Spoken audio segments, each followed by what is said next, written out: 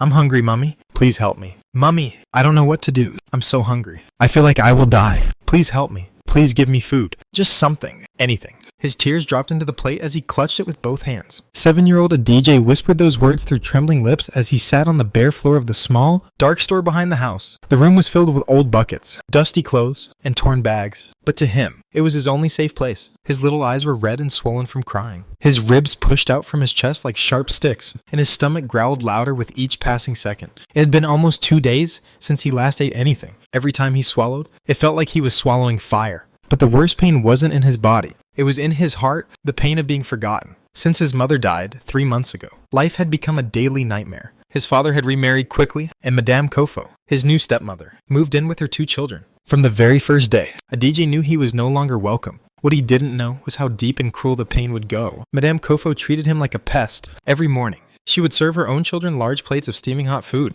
fried eggs, and sweet drinks. But when it came to Adija, she would pretend he wasn't there. Even if he greeted her, she would hiss and walk past him. If he asked for food, she would beat him with a broomstick and call him names like useless boy or bastard. His father hardly said a word. He just sat in silence, glued to his phone or lost in thought. At first, DJ tried to understand. Maybe his father was also hurting from the loss of his wife. Maybe he just didn't notice what was happening. But one day, after seeing the bruises on his back from Madame Kofo's beating, his father looked at him, sighed, and said coldly, "Just do whatever she says. Don't cause trouble." That was the moment Adij felt his heart break for the second time. He wasn't just motherless. He was also fatherless, even though his father was alive. Every day after school, while other children ran home to warm meals and open arms, Adij walked slowly, dragging his feet like a child on his way to punishment. When he reached the house, his step-siblings would be playing with toys, laughing and watching cartoons in the living room. If he tried to sit near them or even peep through the door, they would shout, "Go away, you smell," and push him out. Sometimes, they poured water on the floor and told him to clean it while they watched him and laughed. Once, his stepbrother even kicked his food bowl away when he thought Adij might get some leftovers. His only friends were the shadows in the small store. At night, he would curl up on the floor with a torn wrapper and talk to the photo of his late mother he had hidden in an old biscuit tin. "Mummy, I miss you. They don't want me here. I'm hungry. I'm so hungry." But there was never an answer. Just silence. Painful silence. But something strange happened one afternoon. It was around 3 p.m. The sun was hot and the house was quiet. The generator wasn't on, and Madame Kofo had taken her children out. Adio hadn't eaten since the day before. His stomach was squeezing itself, his head spinning. He was so weak he could barely walk. He took a small plastic plate, the one he used to eat from when his mother was alive, and slowly walked to the small inner room where his mother used to sleep. Dust covered everything, and cobwebs danced in the corners. Her framed picture still hung on the wall, her face calm, smiling. That smile? Oh, how he missed it. Tears rushed to his eyes as he knelt before the picture and whispered, "Mummy, I don't know what to do. I'm so hungry. I feel like I will die. Please, help me. Please give me food. Just something. Anything." His tears dropped into the plate as he clutched it with both hands. Then something happened that no one could explain. As he kept crying, head bowed and eyes shut, he felt the plate grow warm in his hands. He opened his eyes slowly and gasped. The plate was full. White rice, fresh, steaming rice with pieces of meat on top. The smell filled the room like a breeze from heaven. For a moment, he couldn't breathe. He dropped the plate on the floor with a loud clatter and stumbled backwards, heart beating fast. "What is this? Am I dreaming?" he whispered. His legs were shaking, his hands trembling. The tears that now rolled down his face were not from sadness, but fear, shock, and confusion. He looked at the picture again, his mother's smile. Was it the same as before? Or was it wider, brighter? He didn't know. He didn't understand what just happened. But one thing was clear. Someone had answered his cry. Adagio sat there frozen, his eyes fixed on the plate of steaming white rice that had suddenly appeared before him. The aroma filled the room, and for a second, he thought he was dreaming. His heart raced. His mouth fell open. "Is this real?" he whispered to himself. He looked again at the portrait of his late mother on the wall, her smile still gentle, her eyes still warm, like she was watching him. His hands trembled as he reached out and slowly grabbed the plate. His chest rose and fell with fear and hunger, but hunger was stronger. With slow steps, he moved to the center of the dusty floor and sat cross-legged. His eyes never left his mother's picture.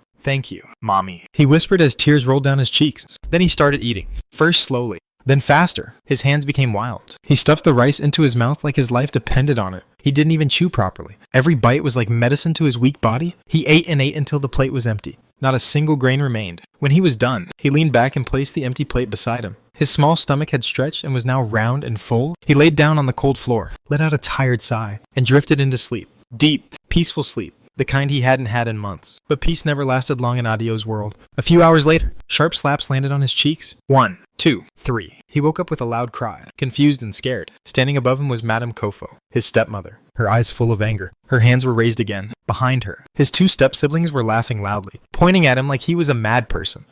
This useless boy. Madame Kofo shouted. Who gave you food? Where did you get rice to eat? Adio looked around, confused. The plate was still there on the floor.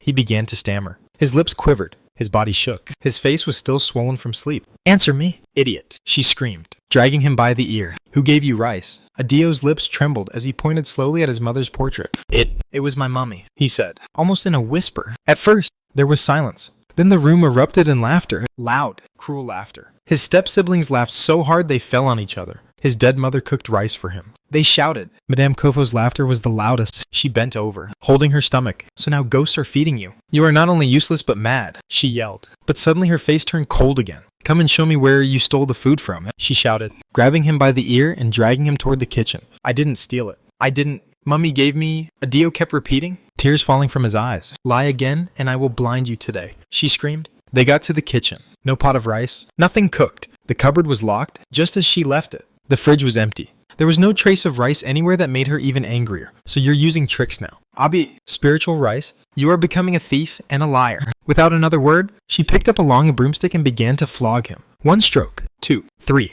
10. Adijo screamed, begged, cried. Please, please, I didn't steal. But it didn't matter. His back burned. His arms shook. His legs gave way. Still, she beat him until her arms were tired. Then she pushed him back into the store and slammed the door. His step-siblings were still laughing as they returned to the living room. Ghost Boy. They called him Hungry Thief. That night, the house was quiet. But Adijo's heart was loud. He curled himself up on the floor, hugging his knees. The rice he had eaten earlier still sat in his stomach. But now it hurt. Not because of the food, but because of the beating, the shame, and the loneliness. He buried his face in his hands and wept, his small body shaking with pain. Mommy, he sobbed, please take me with you. I'm tired. His voice faded as he cried and cried. Unknown to him, someone was there, a gentle presence, standing silently in the corner of the room. His mother, her spirit stood by the wall, right beside her portrait, watching her little boy with a heart full of sorrow. She couldn't touch him. She couldn't wipe his tears. But her soul ached. Her eyes glistened. Her hands were folded over her chest. If she could speak, she would have said, my son, I'm here. I never left you. But Adijo couldn't see her. He couldn't feel her. He only felt pain. Outside the store, life went on. The television was loud in the living room. Laughter echoed from his step-siblings as they watched cartoons and chewed meat pies. Madame Kofo sipped her malt drink like nothing happened. But in the little store, a boy cried himself to sleep on the floor, hugging an empty plate, beside a ghost no one else could see. And the night grew deeper. It was a Saturday morning. The sun had not yet risen fully, but Adijo was already awake, cleaning the compound and washing plates like he was told. His small fingers moved fast. His legs were tired. But there was something different about this morning. There was electricity, and that meant something very special to him. Cartoons. His step-siblings, Zeno and Fola, loved cartoons every Saturday morning. They would sit in the living room, laughing loudly at the funny characters on the TV. Adijo always listened from the storeroom where he slept, imagining the colors, the laughter, the fun. Today, he told himself, maybe, just maybe, they will allow me to join them. So he worked hard. He washed the plates carefully, swept the backyard, packed the trash, and even arranged the firewood behind the kitchen. Everything his stepmother usually asked him to do, he didn't want to give her any reason to shout at him. His heart was beating fast with hope. If I finish early, he thought, I can laugh too today. When he finished, he tiptoed to the living room. Laughter echoed from inside. His step-siblings were rolling on the couch, kicking their legs in the air. So funny. Zeno shouted. Replay it again, Fola said, almost choking with laughter. Adijo smiled slowly. It was a nervous smile, the kind that shows more fear than joy. He didn't want to be shouted at. Carefully, he opened the door and crept in, his small legs bent as he sat on the floor, far away from them. He kept his head down, his ears wide open. The cartoon was even funnier than he had imagined. But peace does not last long in the life of a child like Adijo. Why is he here? Fola said suddenly, holding her nose. He smells, Zeno added, scrunching his face. Adijo quickly turned his head. Please, he begged gently. I won't stay close. I just want to watch. I've finished my work. Please. His voice shook. His eyes were already watering. He just wanted to feel like a child again, even for 5 minutes. But Zeno stood up and walked toward him. I said leave. You're not one of us. She shouted and pushed him hard. He fell to the floor with a thud. He didn't argue. He didn't shout. He simply stood up and walked out slowly, tears already wetting his cheeks. He went into the small storeroom where he stayed. He sat on the same dusty floor and looked up at his mother's portrait again. The same soft smile, the same kind eyes. Mummy, he said, wiping his nose. Why did you leave me here? Why didn't you take me with you? His voice broke into sobs. They hate me. Mummy, they hate me so much? I didn't do anything wrong. He talked and cried, holding his knees tightly. I just want to watch cartoons. Just cartoons. Mummy, Is that too much? Suddenly, a loud voice came from outside. Hidija, his stepmother screamed. He jumped up in fear and ran outside. Yes, Ma, he answered.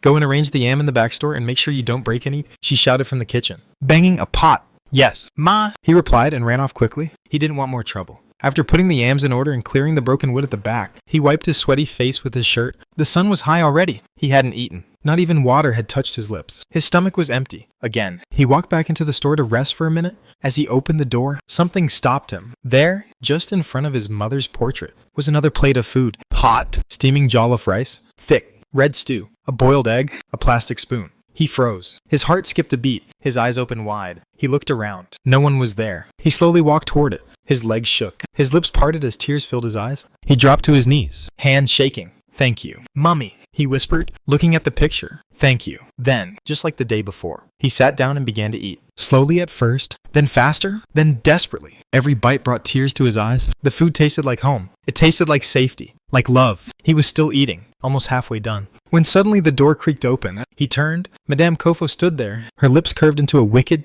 slow smile. Her eyes scanned the food, the spoon, the boy. Well, she said, walking in. So this is where you've been hiding to eat. Adejo's heart dropped. The spoon fell from his hand. She folded her arms and moved closer. Where did you get this food? She asked in a cold voice. He couldn't speak. Answer me. She barked. He opened his mouth, trembling.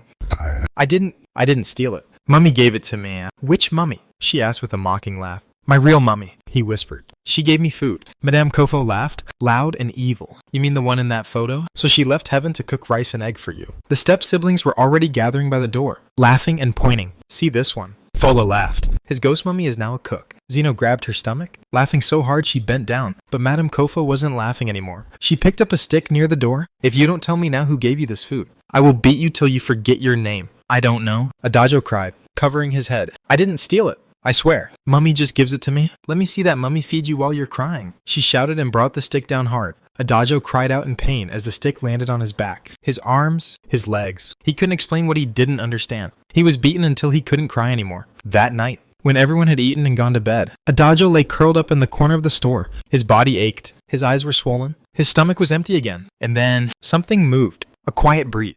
A soft whisper. The room got cold for a second. Standing beside him was his mother's ghost. She looked at her son. Tears in her eyes. Her hands glowed faintly, her face full of sorrow. But Adagio couldn't see her. He only shivered, held his blanket tighter, and cried into his knees. Mummy, please, he whispered in his sleep. Don't leave me again. The ghost of his mother watched him, her heart breaking. She reached out her hand, but it passed through him. She stood there in silence, watching, waiting. Even in death, a mother's love still speaks, still fights, still protects. Days passed after the second miracle meal appeared before Adagio in the little storeroom. That moment still lived in his heart like a hidden light. Days later, Adagio cried again as he ate, whispering, Thank you, Mummy, between mouthfuls. But just as he was about to finish, his stepmother, Madame Kofo, walked in with a devilish smirk on her face. She didn't say a word immediately, just stared at him with eyes full of hate. He quickly dropped the spoon. His hands shook. His small chest rose and fell quickly, afraid of the storm that was about to come. But something stopped her that evening. She looked down at the food, then at Adagio, and just hissed. She turned and walked away, slamming the door so hard that it made the dust fall from the old ceiling.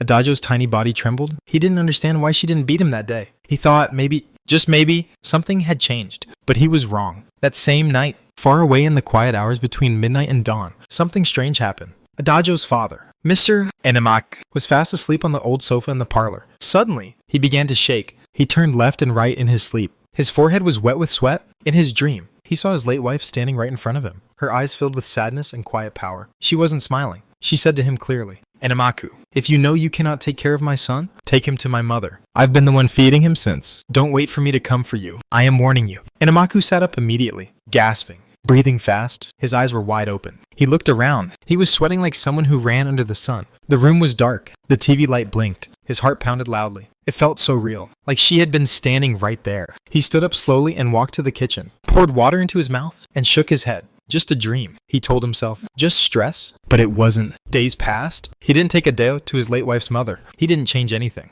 The boy still slept in the dirty storeroom. He still ate nothing. Unless the ghost of his mother provided, Madame Kofo was still cruel, giving her own children chicken and stew, and leaving Adejo to lick his lips in hunger. His father, blind in guilt and fear, said nothing. One quiet night, something strange and powerful happened again. Adejo was fast asleep in the storeroom. His face was buried in his small arms. His lips were dry. His stomach was empty. But his heart was calm in sleep. Then, slowly, without waking up fully. His small feet touched the ground. His body rose like something pulled by an invisible rope. His eyes were half open, sleepy, confused, but his legs began to move. He walked slowly, barefooted, out of the storeroom. The night was silent. No one saw him. Not Madame Kofo. Not his father. Not his step-siblings. He walked out of the house, into the darkness of the night, the moonlight covering his path like a mother's hand. But he was not alone. His mother's ghost walked ahead of him, glowing faintly, peaceful, sad, strong. She didn't speak. She didn't look back. She only led the way, and her son followed like a sheep that trusted the voice of love. He didn't see her, but his spirit knew her. His soul remembered her warmth. He walked for hours, barefooted, tired, half asleep. But his legs didn't stop. He crossed a small bush path, passed 2 quiet streets, walked down a sandy road that led to the edge of the village. Dogs barked, but didn't chase him. Cold blew, but didn't freeze him. God and love carried him, finally. Around 3:00, he arrived at a small clay house, painted with old blue color. There were little flowers in front, and a lantern was still burning inside. It was the home of Mama Ibn, his grandmother, his late mother's mother. She heard a knock on the door, again and again, soft, like a feather falling. She woke up, confused. Who was knocking by this time? She said to herself. She tied her wrapper quickly, and opened the wooden door. There, standing weakly at the entrance, was her grandson, Adeo, barefoot, dusty, sleepy, and thin. Mama, he whispered, tears already falling from his eyes before he could say more. Mama Ibn froze. She dropped to her knees and shouted, Jesus.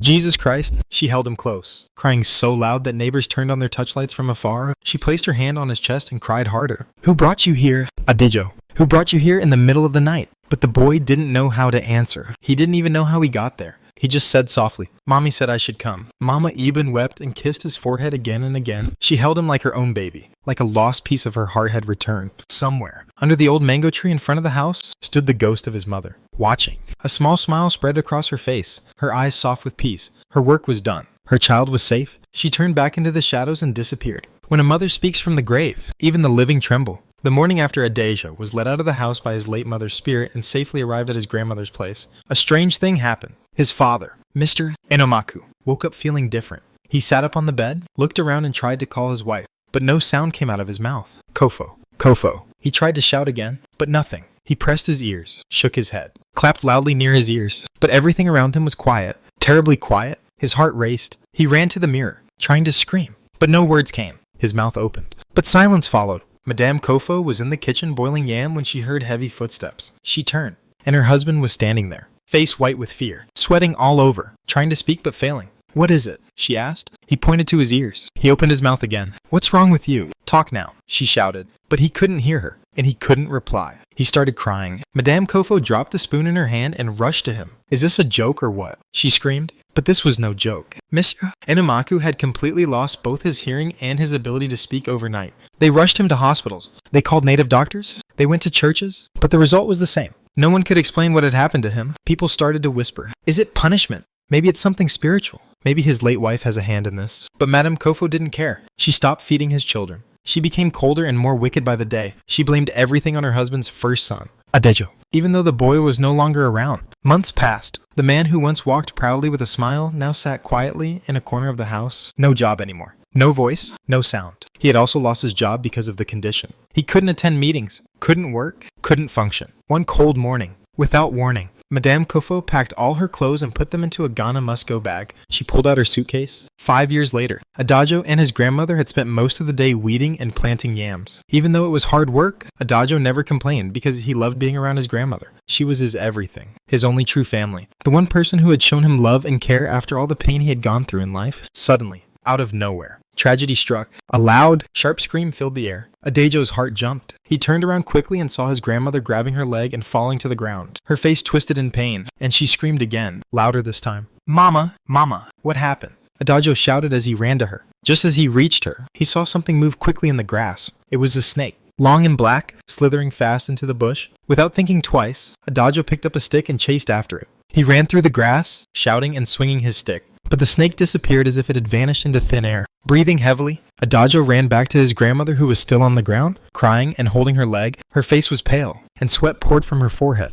Adagio knelt beside her, shaking and confused. He had never seen her like this before. He didn't know what to do. He placed his hands on her leg, but she cried out even more. Help. Somebody help us. Please. Adagio screamed at the top of his voice, but no one came. The farm was far from other houses, and there was no one in sight. The birds were still singing. The wind still blew, but no human voice answered. Tears streamed down Adajo's face as he looked around helplessly. Then, with all the strength he had, he stood up and ran. He ran and ran, barefoot and in tears, his heart pounding like a drum. He ran through the narrow path leading out of the farm, screaming for help. Finally, in the distance, he saw someone. It was a young man returning from his own farm. Carrying a heavy bundle of firewood on his head, Adajo didn't even speak. He just grabbed the man's arm and began to pull him, pointing back in the direction of his grandmother. The man looked down at the boy, surprised and worried. "What is it? What happened?" he asked, carrying up the firewood so his already tired neck could rest a little. "Snake! Snake! Snake bit my mama. Please come. She is in pain. She can't stand up. Please help us." Adajo cried out. The man didn't waste a second. He flung the firewood aside and ran with Adajo back into the bush. They ran as fast as they could, jumping over roots and dodging branches until they reached the spot where Adajo's grandmother had been. But when they got there, she was no longer crying. She was lying still, her eyes closed, her hands by her side.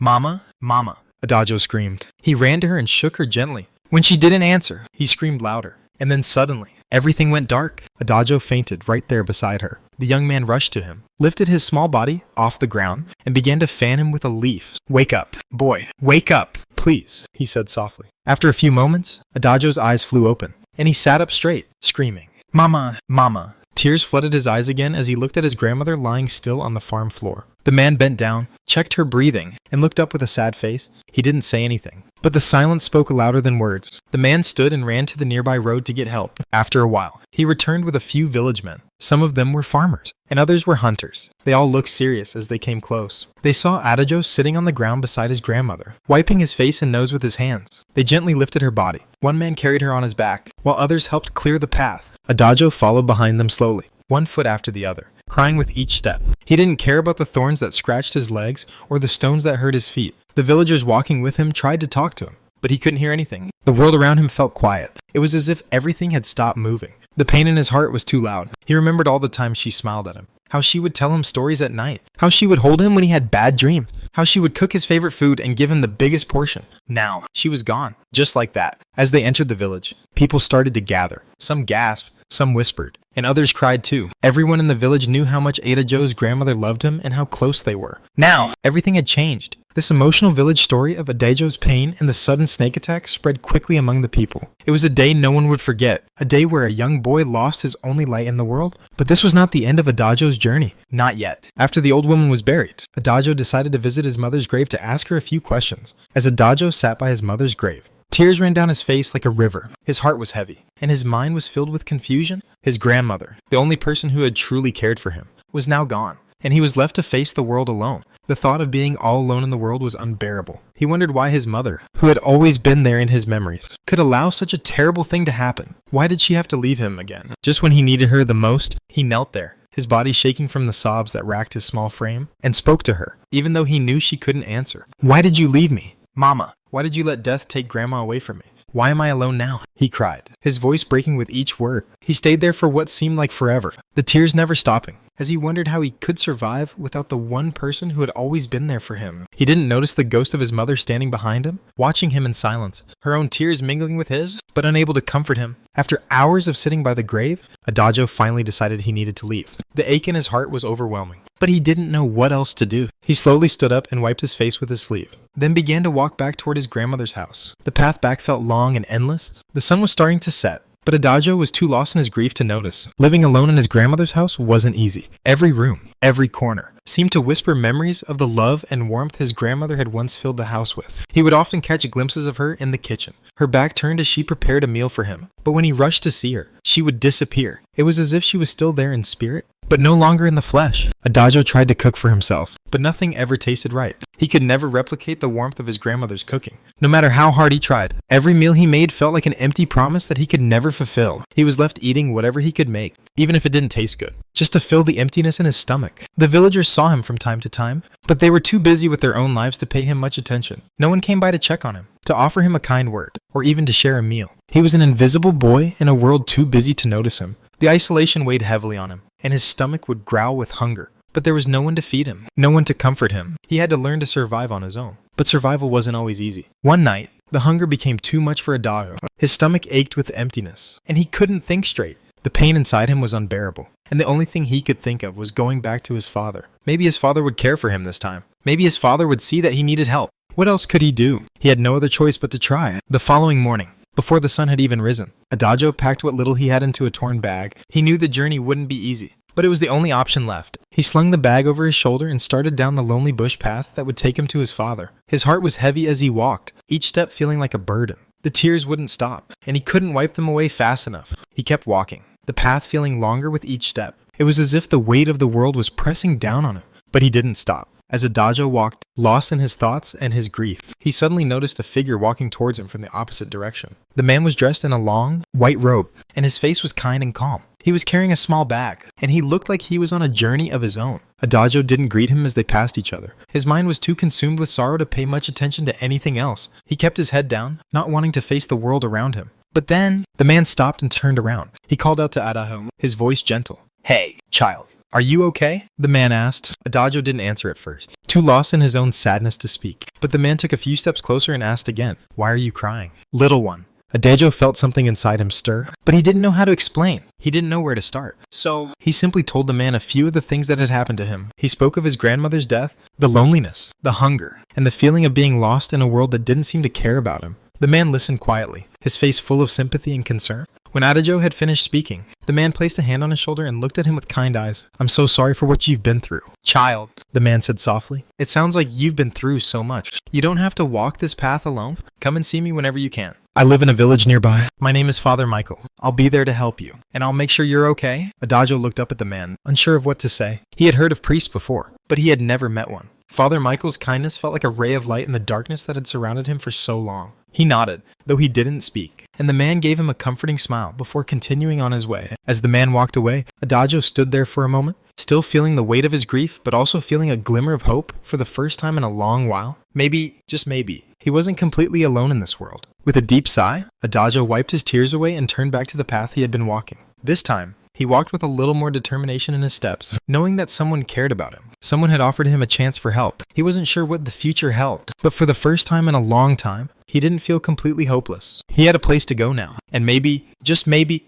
things would get better. When Adagio finally arrived at his father's house, he was filled with mixed feelings. He had walked a long way with his torn bag, tired, hungry, and heartbroken. But even with all the pain in his heart, he still hoped that maybe, just maybe, things would be different this time. Maybe his father would treat him better. Maybe he would find peace. But as he stepped into the compound, his heart sank. What he saw shocked him. His two step-siblings were sitting on a wooden bench under a mango tree. They looked so thin, their cheeks sunken, and their eyes dull. It was clear they hadn't been eating well. Their clothes were dirty and torn, and they didn't even smile when they saw him. They just stared at him quietly, without saying a word. Then Adagio's father came out of the house. He couldn't hear or speak ever since the night he saw Adagio's mother in a dream. That night had changed him forever. So when he saw Adagio standing there, he looked very surprised. For a moment, he just stood still, staring at his son. Then he walked slowly to him, stretched his hands and hugged him. Adagio didn't know how to feel. He didn't hug him back. So many memories filled his heart. Memories of abandonment, of pain, of being left alone. Inside the house, things were no better. The roof was leaking in places. The walls were dirty, and there was barely anything to eat. Adagio soon learned that their mother, whom had left them, never returned. She had disappeared that morning and never came back. She had given birth to the two children before Adagio's mother died, and she was married into the family after her death. But now, she was gone, leaving her children behind. Every night, Adagio's step-siblings would cry because of hunger. The crying kept him awake, and each time he heard them sobbing in the dark, he felt more helpless. He was still a child himself, yet now he had to think like an adult. It was as if life had handed him a burden too heavy for his young shoulders. Before long, Adagio's father began to send him out to work. He would go to people's houses, farms, and anywhere he could find small jobs just to earn money. Sometimes he would clear grass, sometimes he would wash clothes, and sometimes he would carry firewood. At the end of the day, he would bring whatever he earned back home. That money was what the family used to eat. But it wasn't easy. There were days he came home with nothing. Some people promised to pay and never did. Some mocked him, and others gave him food instead of money. Whenever he returned with nothing, his siblings would give him angry looks, and no one would talk to him. The house would be silent and cold. On those days, he would sleep hungry too. One night, something strange happened. As Adagio returned home from one of his jobs, his father was already waiting for him at the door. He took the money from Adagio's hands, as usual. But suddenly, the air in the living room changed. It became cold. The oil lamp began to flicker, and a strange wind blew through the room. Then, out of nowhere, the ghost of Adagio's mother appeared. She looked different. Her face was not the calm and gentle one Adagio remembered. This time, she looked angry, very angry. Her eyes were red, and her hands were clenched into fists. She stared straight at Adagio's father, who froze with fear. The ghost didn't say anything, but her presence was loud and clear. It was a warning. That night, Adagio's father couldn't sleep. He tossed and turned on his mat, sweating and breathing heavily. When he finally slept, he had a dream. In the dream, Adajo's mother appeared again. This time, she spoke. "Leave my son alone," she said in a voice that was both gentle and firm. "Stop sending him to suffer in people's houses. He is just a child. If you don't stop, I will deal with you again. This is your last warning." Adajo's father woke up in fear, panting. His body was shaking, and he could barely move. He sat up and stared into the darkness, thinking deeply. He remembered how he lost his voice after the last dream and didn't want anything worse to happen. The next morning, without looking at Adajo, he called him to the corner of the room. With trembling hands, he wrote on a piece of old paper, asking Adajo to leave the house even though Adajo couldn't even read what was written down. He didn't say why. He just handed the note to him and pointed towards the door with an angry face. Adajo was being pushed away again. He had nowhere to go, no one to turn to. As he stood there, tears welled up in his eyes. He didn't want to cry, but he couldn't hold it in. The tears rolled down his cheeks quietly as he packed his little belonging. He looked at his step-siblings one last time. They still sat silently, just as they had when he first arrived. He looked at his father, who couldn't even look back at him. Then he turned around, opened the wooden door, and stepped out into the world again. The sun was rising. But for Adajo, everything felt dark. He didn't know where he was going. He didn't know what would happen next. But one thing was sure. He had to keep moving. As Adajo walked slowly along the narrow bush path, his eyes were filled with tears. His torn bag hung on his shoulder, and his heart felt heavier than ever. He had nowhere to go. His father had just sent him away, and once again, he was alone. But what he didn't know was that he was not truly alone.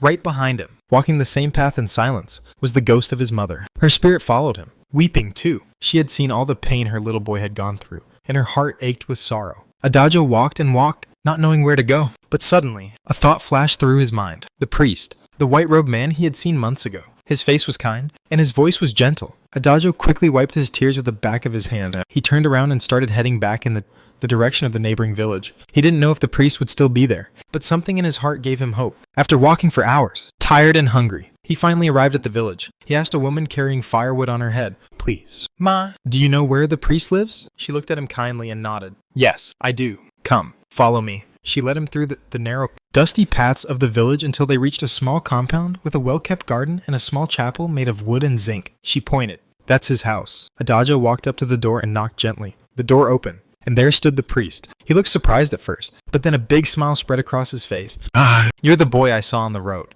Adajo nodded shyly, his eyes welling up with tears again. "Come in. My son, come in," the priest said warmly. That was how Adajo began a new chapter of his life. The priest, who was loved by many in the village, took Adajo in and gave him a room in his home. He fed him, clothed him, and most importantly, loved him like his own child. For the first time in a long while, Adajo felt safe. He didn't have to worry about what he would eat or where he would sleep. Soon after, the priest enrolled Adajo in the village school. Adajo had always wanted to go to school, but life had never given him the chance. Now, he sat in a classroom with other children his age. He listened carefully to every word the teacher said, and he began to learn how to read and write, even though he was behind the other children. He worked very hard to catch up. He would stay up at night studying by the small lantern in his room. The villagers began to notice him. They saw how respectful, smart, and humble he was. Some of them started to help the priest with food and school supplies for Adajo. They now know his story, and many of them admired his strength and determination. Adajo never forgot his mother and grandmother. Every evening, he would go behind the chapel, sit under a tree, and talk to them.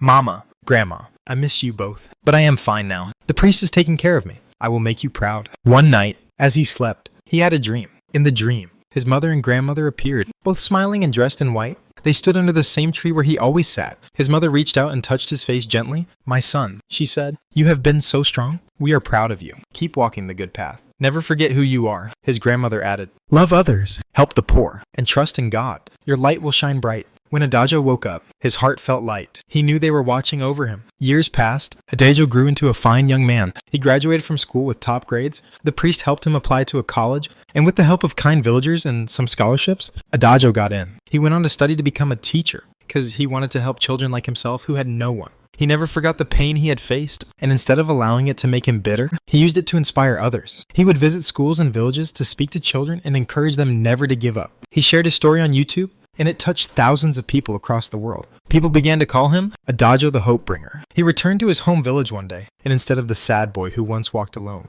he returned as a hero. Children ran after him, shouting his name. Elders shook his hand and said, "We are proud of you." He built a small school in his grandmother's name and started a feeding program for children who came from poor homes. And every year, on his mother's and grandmother's Remembrance Day, he would hold a small event to tell their story and honor them. Adajo's life had changed completely. From being a lonely orphan boy who faced rejection, hunger, and pain, He became a light in his community. The ghost of his mother no longer walked behind him with tears. Instead, she watched over him with joy, knowing her son had made it. And so, the story of Adagio became a story of pain, faith, courage, and victory. A story that reminds us that no matter how dark life gets, there is always a light waiting ahead if we don't give up.